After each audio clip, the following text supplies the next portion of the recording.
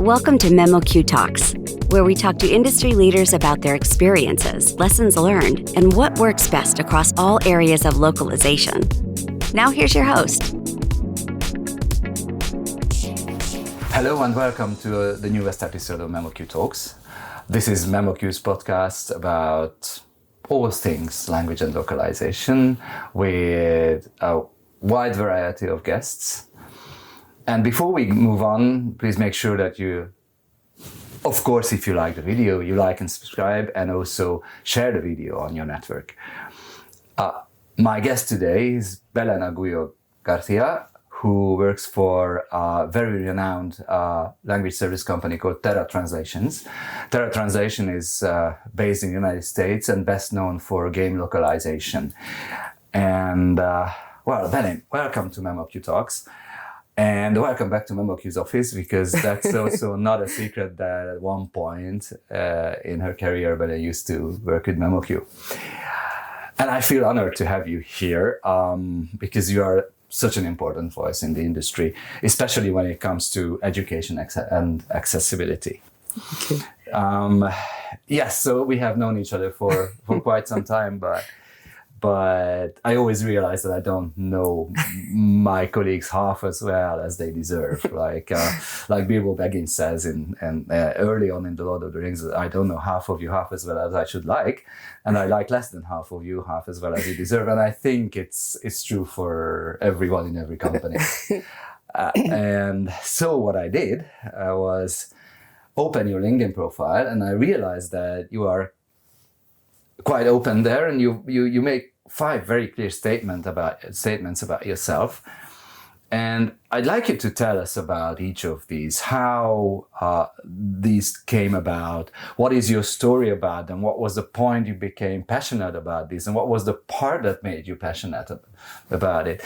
So let me just list them one by one, and you will be able to reflect one of those. So of course. You say, I'm a translator by training. So what's the story with that? Yeah, so I'm a translator by training because I decided to study translation and interpreting studies. And how did I decide to do that? It's not because I, had a very inspiring story, met some translators or something like that. I was very pragmatic when I was in high school. So they gave me this booklet with all the BAs or degrees that I could study at university. And I read everything, anything that had to do with science. I was like, pass.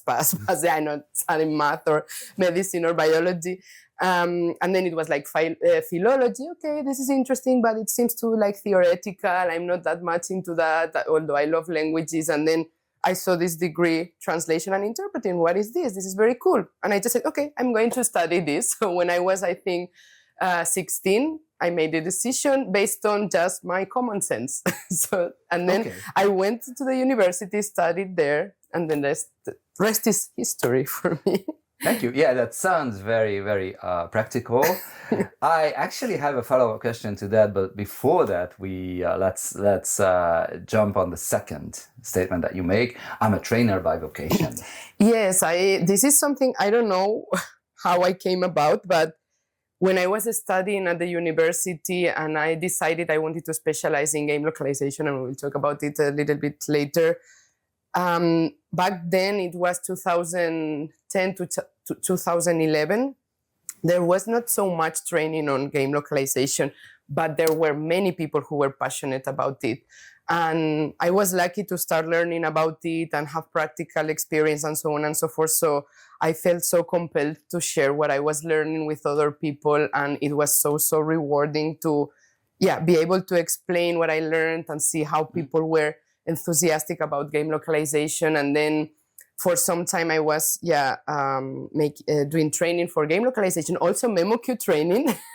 So actually when I was very young, I think it was 2012 or 2013, I went to Riot Games actually to teach them how to use memoQ properly and so on and so forth back then.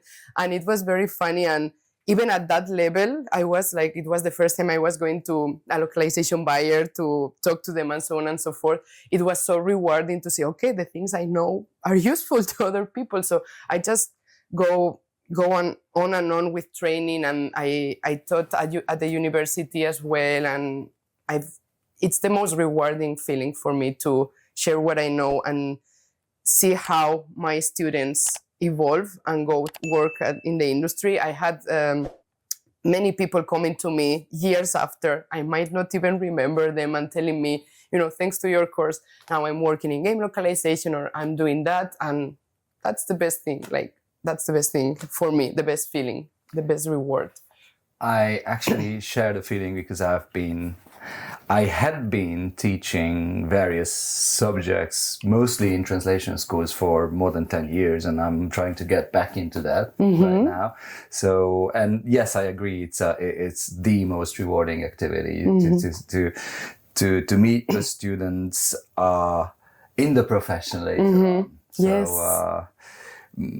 I have 2 former students on the memoQ team, and I didn't bring them on, and they were not brought on because they were my students. But it's so rewarding to see these people grow up and have wonderful careers in the profession. Absolutely. But here's my follow-up question. You said you were steering clear of mathematics and science, yet you ended up in a part of the profession that is immersed in technology, and but that makes you in a way similar to my dad, who actually started learning about and teaching literature and became a linguist by training, but then he decided he would want to study programming. That was in 1973. And the third statement you make about yourself is, I'm a game localization expert by profession. So and I remember our first conversation that was about a potential integration between memoQ and SharePoint. Yes. So it was deep into technology. Yes. So how's this? Yeah, I know. I mean, yeah, that might sound contradictory, but the thing is, I approach technology and innovation from a creative thinking perspective and solution designing. So I actually don't know how to code. I'm not so. I know there are many people that are so much into the technical aspects. I don't need that. But I need to collaborate with people who know the more technical part.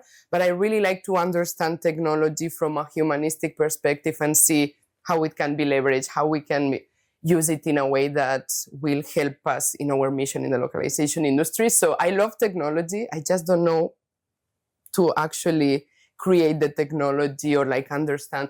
I like to understand the mathematical foundations about LLMs and all that, but I don't see myself becoming a coder or a programmer, but just understanding how the technology works so that we can leverage in our industry. And about game localization, so yeah, that's also, it's a long story, so I will try to make it short. So I always loved gaming. When I was a child, it was like the main thing I did with my family, with my cousins. We would spend hours, more hours than my mom would like me to have spent playing games, but it was the best thing for me. So when I started the university, the first year that I was there was a talk by Carmen Mangiron. She is one of the most renowned researchers in game localization, professor at the Autonomous University of Barcelona. So she came and explained how she was a translator for Square Enix and introduced us to the world of game localization. And I was like, oh my goodness, like I can work in gaming and do translation. I had no idea that was a thing. So that was the first year of my degree. And then I said, okay, I want to do this. So the first year, very practical as well. I know I can do this, so I will see how I can achieve that. So after that, like 2 years after, 2 very nice ladies, Tania and Maria, came to my university as well. At that time, they were working at an LSP, Spanish LSP in Madrid that provided game localization services. And I met them. And so I was super like amazed by what everything they were explaining, how they were working in the industry already, the titles, the games that they were working on. So I talked to them and I was like, I want to do an internship, please, in your company. And I really need to work in this field. So they accepted me. I went there before finishing my degree, actually.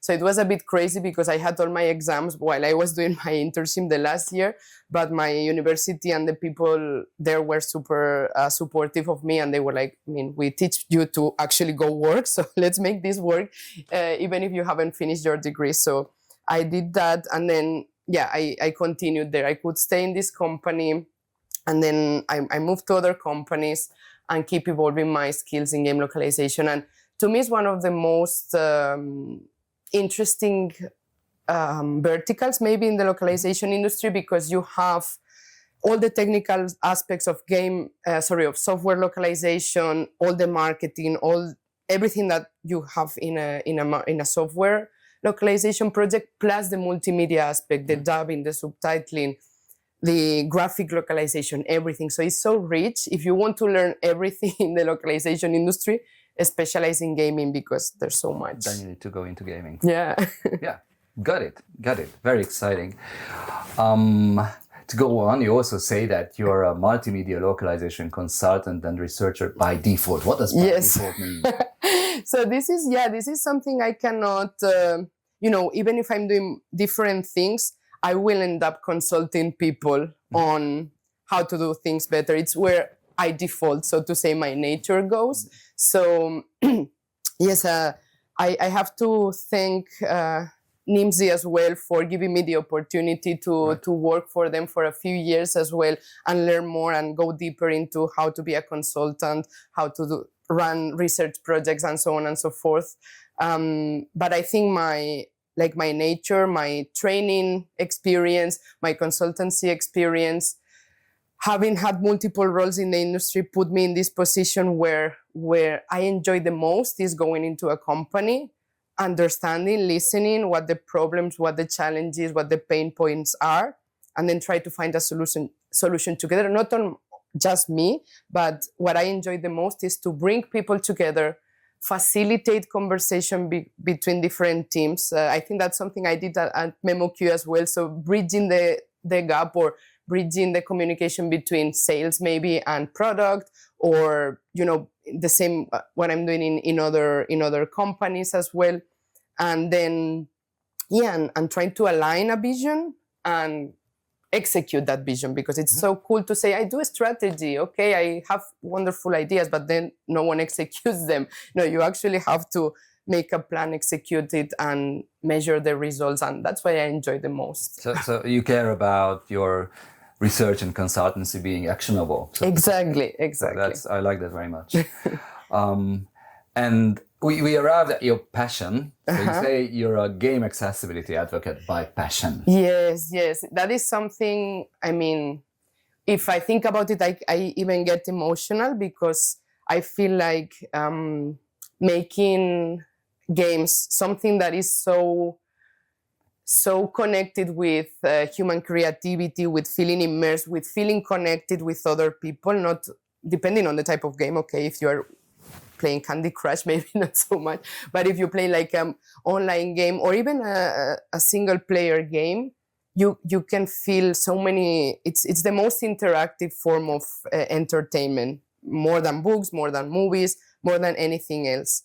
And especially for people with disabilities, it is a great way to, explore sensations, feelings, travel even in ways that they might not be able to do it. So I think it's our duty as a society to make, games accessible so that more people can enjoy them. And that's something I discovered when I get to know a little bit more what game accessibility was. I also, my PhD was on how to make virtual reality content accessible for people with disabilities. I mainly focused on creating immersive subtitles and usable subtitles.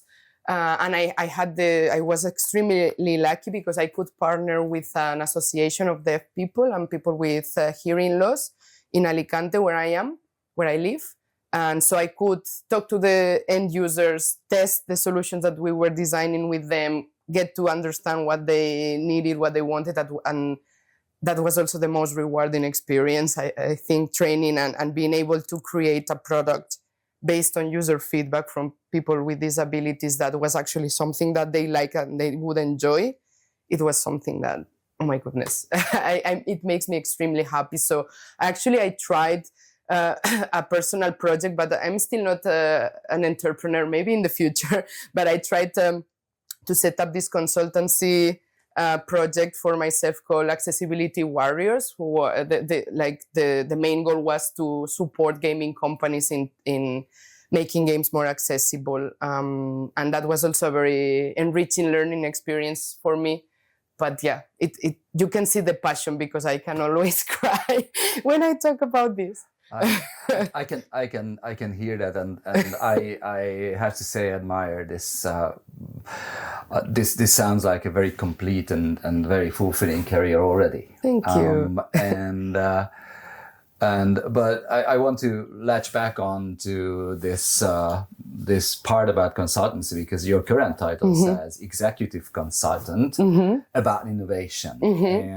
But my main question here is. And this is all happening at a language service company. So in that context, what is innovation in your book, and how do you think it is best to make it happen? That's a very extremely good question, and it's not an easy one, because the issue or the challenge that we have when innovating in the localization industry is what Renato, my previous boss, always says is, we don't create, we transform what others create.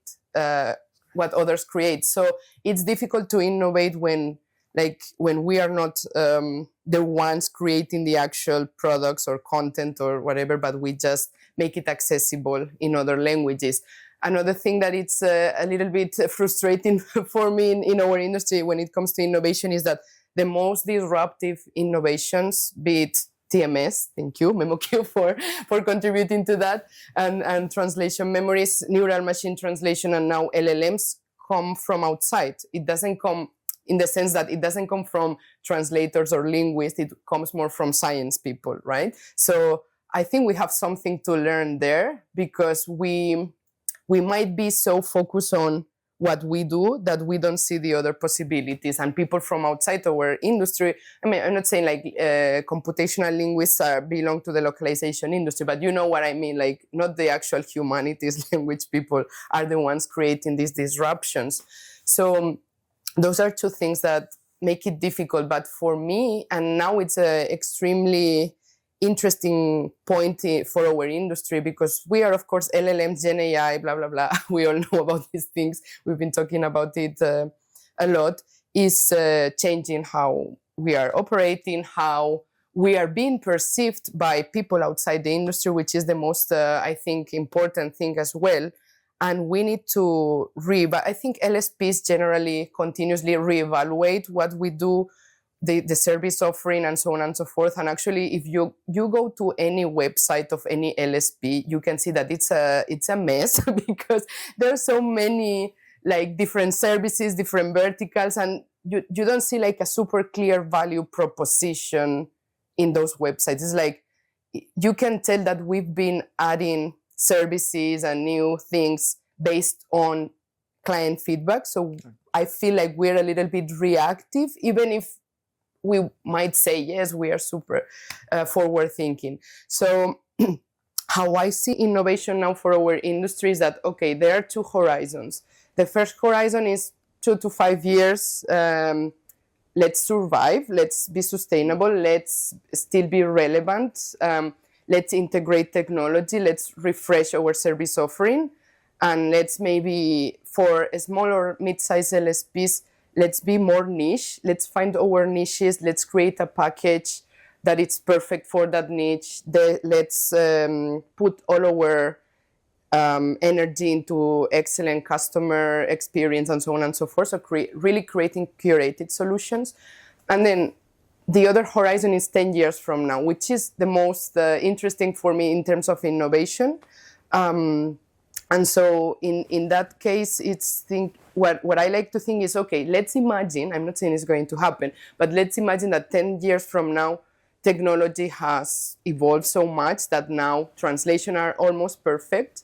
And dubbing is almost perfect and everything is done by the machine. So what are we as LSPs? What service offering do we have, whom we serve, and how we continue adding value? So that's the exercise that we're doing right now, for example, at Terra with my colleagues, and envisioning that future. So that's how I see innovation in our industry. Really, if we want to be disruptive, we need to think 10 years from now. Although, of course, people might say no one knows what will happen then, but if you start thinking about it, innovative ideas can come to you, and then you can make a plan so that you can actually execute your vision. Thank you. This made me think, because there was always an overlap between people who deal with language, deal with translation, and those who are involved in science and technology. Mm-hmm. So much so that there are a number of European institutions where you can't finish a linguistics master's without learning to code. Mm-hmm. And there's also, that there are, for instance, in memoQ, and among the product managers, there are former project managers from language service companies. We also have 2 history PhDs and a Latin teacher, mm-hmm. working fabulously with technology, mm-hmm. and developers. Mm-hmm. So these fields are not as far from each other as a viewer would believe, and I think you and the whole profession will be able to exploit that in the future. Yeah. As we go ahead in innovating here. This is really, really interesting, and I think that viewers will be able to profit a lot from this conversation. But I still have a number of questions for you. You are quite vocal about various causes, and you do a good deal of pro bono work. And you have just started an education initiative called AI for Lock. And I understand that it's still a pilot. It was started last weekend? I think yes. On Sunday. But its importance cannot be overstated. So much so that I already asked you to let me join. But can you tell us the objective of this initiative, and what does it need from the community to grow? Yes, of course. Thank you for asking me about this. So this is an idea that has been brewing in my mind for months, but I was so worried about how to execute it, and what platform should I use, and should it be a newsletter, should it be this, should it be that I forgot about the why and the importance of what I had in mind. And having conversations last week with Marina Pancheva from RWS, who I love so much, she kind of inspired me a lot, and she's been telling me as well, we need to do something about AI for localization, and we need to bring people together. So she inspired me to actually say, forget about the how, just do it and see what happens. So what I have in mind for this initiative, AI in Log, is to create reduced think tank. So limited amount of people that I already started on LinkedIn, and thank you, Balázs, for joining, with people from different backgrounds, localization buyers, LSPs, technology providers, and so on and so forth. We are not there representing any company. We are there as individuals who deeply care about our industry, who have good hearts. This is very important for me, because I think to shape the future of our industry, we need people who are empathetic, who have common sense, and who really love what we do, love languages, love localization, and the value that we bring. And so having that diverse group of people who have these shared values, just having a common space to share ideas, to be vulnerable as well, I don't know where we are going, or maybe, I have this crazy idea, but I'm not sure if that makes sense. So you can use that think tank to propose it and see how people react, and so on and so forth. So I want to create that small community for people to discuss how AI is impacting our industry. Then what the idea would be to compile the ideas that we are discussing in that think tank, and make that knowledge public and available for everyone else in the industry. So the first thing that Marina, for example, suggested we do is to work on, what are the profiles of professionals in this industry for the future integrating AI? what are the skills, and also what's the percentage of people that will be needed in different buckets, because we're talking about humans in the cockpit is the very beautiful metaphor that Marina created, or humans at the core, or different approaches to this, and that sounds great, but then what's the percentage of people who will be able to do this more creative task versus the people who will be doing validation task, and how that will have an impact on how we train people and so on and so forth. So the idea is to come up with topics, then with this think tank, create solutions, create knowledge, share it with the public through a website or a newsletter. We will see. I don't want to worry about the how, but I just want to worry about bringing passionate people together so that we can, start thinking about these very important topics. Thank you. I actually have a lot of thoughts about it, which I will share in the forum. Okay, thank you so much. Sometime soon, because I can't wait to be able to contribute there.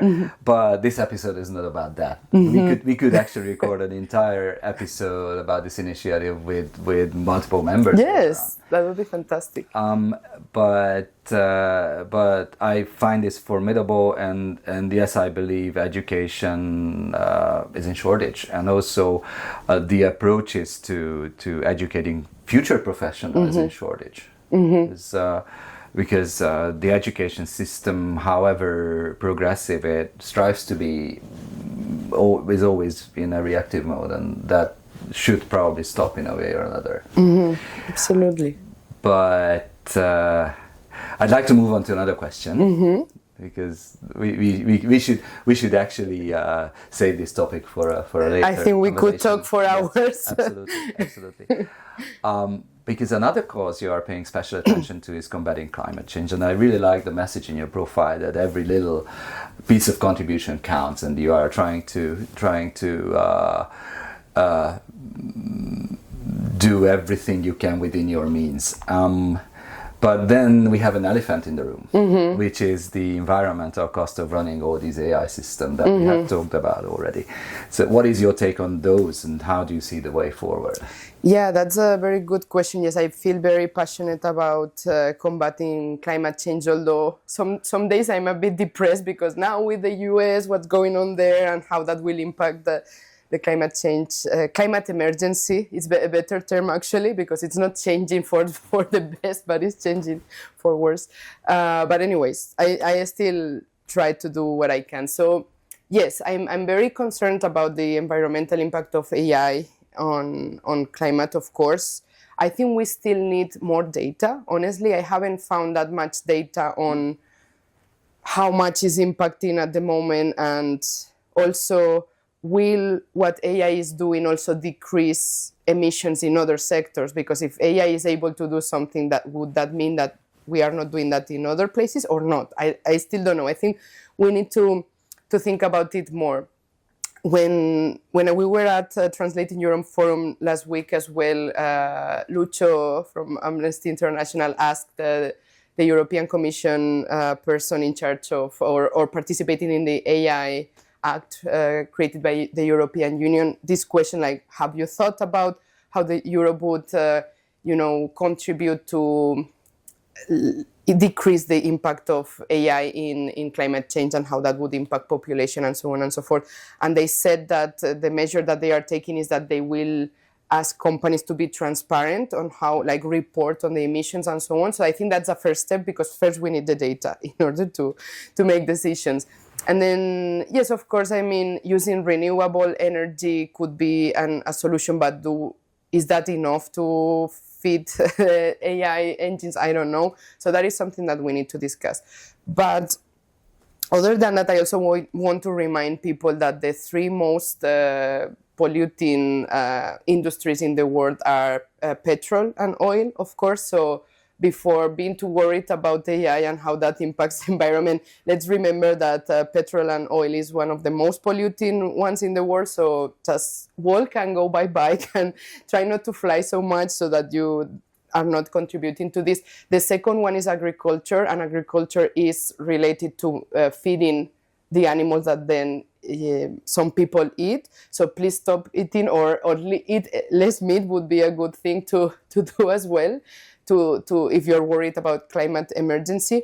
And the third one is fashion, the third most polluting industry is fast fashion, which is horrible. They are creating so much waste and creating the need to spend money in super cheap, super low quality clothes just for the sake of whatever looking fashionable one day, and then you don't like the thing and you throw it out.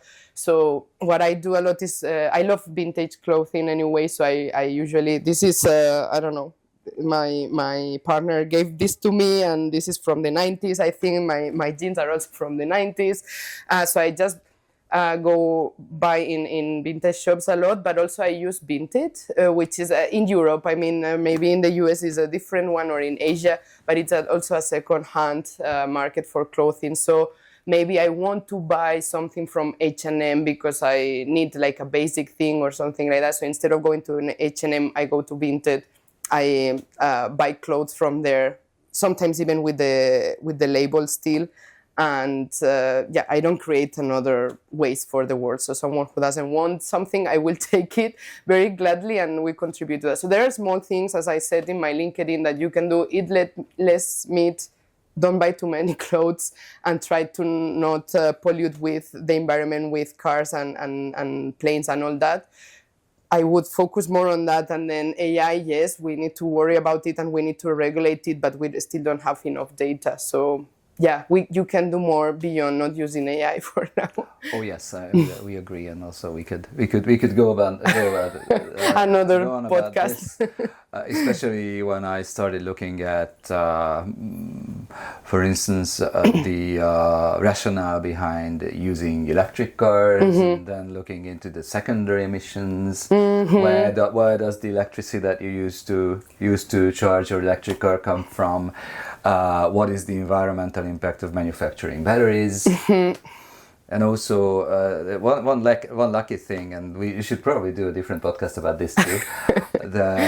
We have a fashion designer in training in the family. Nice. The good news is that they in all the schools that she went to, they were learning about creating sustainable fashion. Oh, I love that. Using recycled materials, and this seems to be a trend in fashion education these days, which is good news. Yeah. Let's change the subject a bit. You also say that you're not driven by ambition, but by curiosity and the need to improve yourself, and that resonates very well with me. I'm kind of used to have been running this company in various capacities for 20 years now, and it's hard to make the credible statement that I'm not your classic businessman, but I'm not. So I also feel the need of learning a new profession every few years. And but what does this look like in your life right now? What are the things that you are learning about these days, and what are you dreaming of learning about in the future? Yes, that's a very inspiring question. I love it. So right now, what I'm most excited about learning is innovation, but not innovation just like a concept, but there are many methodologies that you can apply to innovation, from design thinking to also future back approach, which is what I was discussing before about, okay, let's think 10 years from now and how you can actually then create an action plan for that. So innovation is something that I feel very passionate about, and thank you to Terra and Marina, my CEO, to allowing me to explore and for trusting me to lead them into this path of innovation, because for me, it's the first time that I'm actually setting up an innovation program from scratch. So I've been doing innovation, but like in different aspects, but not, my main focus was not doing innovation. So actually having the opportunity to develop my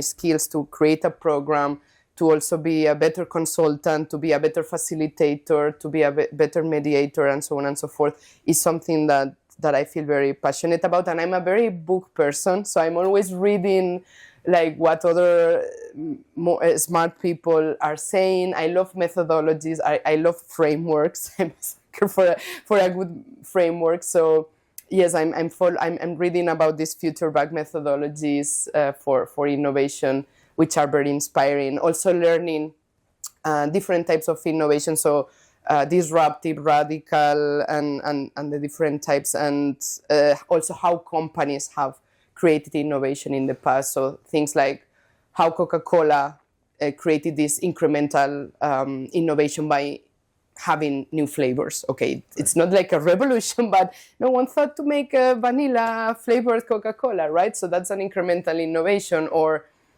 companies like Uber or Airbnb or Netflix that took an existing market and changed it completely to more of a disruption. And that type of vision of how Steve Jobs is very inspiring for people who are into innovation, because how he envisioned that hub of digital technologies, which was the Mac and then the iPhone, something that could do music and pictures and computing and all the different things. It's just so inspiring to learn from other companies. So that's my main thing right now on the professional side. On the most personal side, I reconnected with something that I lost in the past few years. That is poetry and writing poetry. So when I was living in Madrid many years ago, I attended this course about writing poetry. I was very inspired first by spoken poetry. There is this poet from the United States. She's called Sarah Kay, and she had this TED Talk where she spoke her beautiful poem Point D. And it really, I don't know, it touched something inside me that made me very interested in poetry. And and I started writing again with no ambition at all, but I want to keep working on that, and also not to, amidst all this AI madness, actually I'm more interested in developing my creative skills and my creative side so that we don't forget to be human. Yeah, thank you for this, and yes, this is a reminder to every viewer to again go back if you have forgotten about it, go back to reading poetry and discover the beauty in that. This is something I like doing very much. I only read, I don't write poetry, but this is something that resonates very very closely. And here are we at the last question. Yeah, there's no secret that we are both Lord of the Ring nerds, which means we consume a lot of literature, music, and obviously movies and series connected to that. And I'm asking you in this capacity, so what is your current jam? What would you recommend people read, watch, or listen to? Yes, so I have 3 super random recommendations, very eclectic, like Budapest. So for watching, I haven't watched this, but I want to recommend a show called Rise of the Raven, that I just learned about it yesterday, because it has been produced here in Hungary. Right. It has been recorded here in Budapest.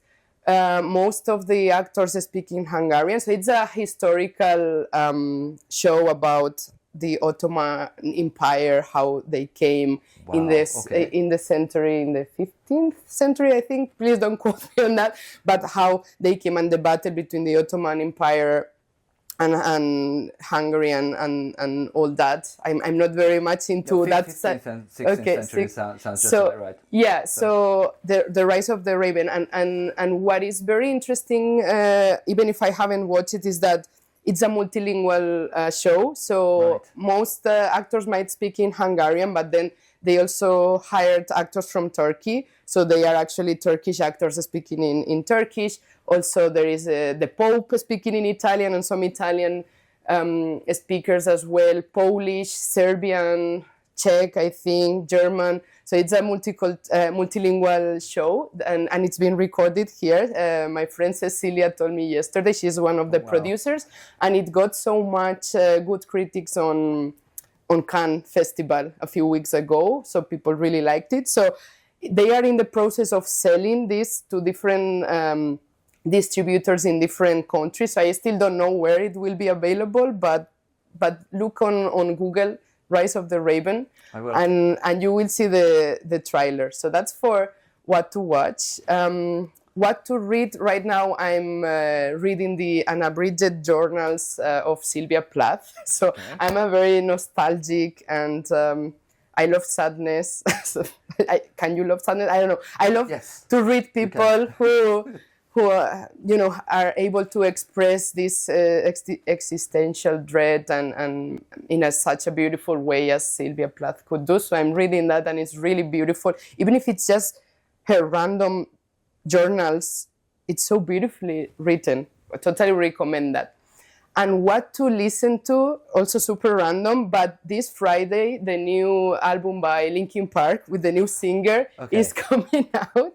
So I love Linkin Park. It's one of my favorite bands. I was very sad when the lead singer passed away a few years ago, but now they are back with a new female lead singer, and they are releasing the new album on this Friday. So I'm super looking forward to that. I think I'm going to love it. So those are my 3 recommendations. Thank you, Belén. Thank you very much. I think this conversation was thanks to you, treasure chest for the viewers. But let them decide. We know that we have the luck of having you here in the Budapest office of memoQ because the Languages and the Media conference is imminent, and it's just a few blocks away from our office, and where I hope to meet you again in a couple of days. And with that, we take our leave. Thank you very much for the interview, and see you in the next episode. Thank you very much. See you. Bye. Thank you. Thank you for joining memoQ Talks, where we talked with industry leaders about their experiences and lessons learned to gain new insights about what works best across all areas of localization. Join us next time on memoQ Talks.